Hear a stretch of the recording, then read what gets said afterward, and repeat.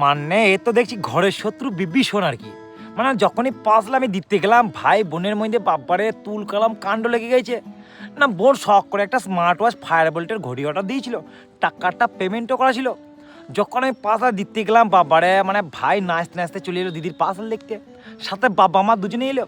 বলছে কি লিখছিস দিদি, মানে ভাইকে দেখে বিরক্ত হয়ে গেছে, বোঝা যাচ্ছে। বলছে আমি কি লিখছি না লিখছি সেটা তোকে কেন কৈফিয়ত দেবো আর কি, তো এটা থেকে যা।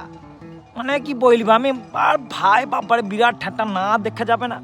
বলে দাদা কি আছে গো, আমি মানে এক্ষুনি ওপেন করবো, ওপেন বক্স ডেলিভারি ওপেন করলে তুমি দেখতে পাবা। আর যখনই ওপেন করলাম বাবারে ভেতর থেকে ফায়ার বোল্টের ঘড়ি বেরিয়ে এলো। আর যখনই মানে ভেতর থেকে ফায়ার বোল্টের স্মার্ট ওয়াচটা বেরোলো বাবারে, তখনই বাবারে রাম রাম মানে যুদ্ধ লাগিয়ে দিল। চুরিয়ে বাবারে তোর টাকা কথা বলি গো বাবা, তোমার মেয়ে দেখো কত দামি ঘড়ি কিনেছে আর কি। বলছে না ওটা দামি কত রে, দাম 300 টাকা দাম। আমি আকাশ থেকে পড়লাম 300 টাকা দাম তো হইতেই পারে, এটা 1000-1200 দাম। বলছে মিথ্যে কথা বলার জায়গা পারে নাকি, এটা 1000-1200 টাকার উপর দামে প্রচুর দাম, আর তোমার মেয়ে দাও টাকা কোথা পেয়েছে দেখো, আমি অত শত যাই না, আমাকে দিতে হবে আর কি। আমি বললাম না না তোমার দিদি যখন বলছে 300 টাকা হয়তো অফারে পেয়েছে, 300 টাকা দিদি অফারে পেয়েছে নাকি, বলছে হ্যাঁ আমি অফারে পেয়েছি, অফার এখন চলছে আর কি। সঙ্গে সঙ্গে বাবারে ভাই মানে আমি ডেলিভারিটা করলাম, তখন পটাম করে ঘড়িটা আমি নিলাম, তোকে 500 টাকা দিচ্ছি, তো আবার একটা অর্ডার করে লেগা।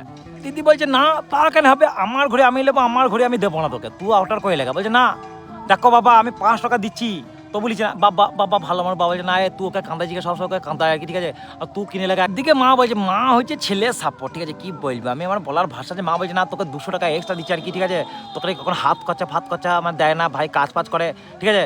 বলছে হ্যাঁ আমি সেটাই তো বলছি, এই 300 টাকা দিয়ে ঘড়িটা কিনে দিবি, আর 200 টাকা তোকে আমি বক্সি দিলাম, তোকে 200 টাকা দিলাম এক্সট্রা, এটা দিয়ে তুই মানে এনজয় কর যা, তুই 300 টাকা ঘড়ি কেন, মানে দিদি তো দেবেই না, দিদি কাঁদছে।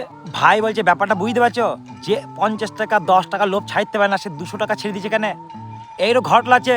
জিনিসটার দাম কখনো 300 টাকা হইতেই পারে না, এটা 1000 থেকে 1200 টাকা দাম। নিজেদের মধ্যে এত কাঁচা লেগে গেছে কি বলবো, মানে মানে দিদি মানে এত কাঁচা খচে গেছে, বলছে আমি কি মুখ খইলিব তোর ব্যাপারে, তোর বিছানার তলায় কি পাওয়া যায়, এটা পাওয়া যায় সেটা পাওয়া যায়, নিজেদের মধ্যে তুলকালাম লেগে গেছে। বলছে মুখ কি খুলবি, মুখ তো খুলে দিয়েছি, এবার আমি মুখটা আমি খুলি এবার আর কি।